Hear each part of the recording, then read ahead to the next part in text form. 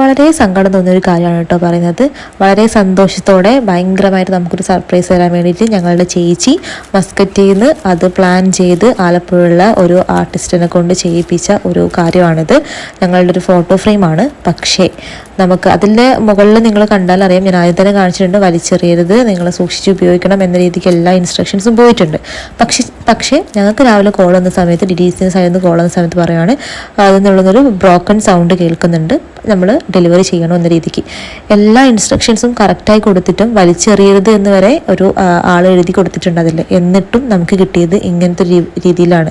പക്ഷെ ഞങ്ങൾ അത് റിട്ടേൺ ചെയ്തില്ല, നമുക്കത് വേണം. കാരണം ഞങ്ങളുടെ ഫെബ്രുവരി 10 ഞങ്ങളുടെ വെഡിങ് ആനിവേഴ്സറി സമയത്ത് ചേച്ചി അത്രയും സന്തോഷത്തോടെ പ്ലാൻ ചെയ്ത് ഞങ്ങൾക്ക് തന്നിരിക്കുന്ന സർപ്രൈസാണ്. അത് പിന്നെയും റിട്ടേൺ ചെയ്തിട്ടുണ്ടെങ്കിൽ നമുക്ക് വെഡിങ് ആനിവേഴ്സറി സമയത്ത് ഞങ്ങളെ കൂടെ ഉണ്ടാവില്ല.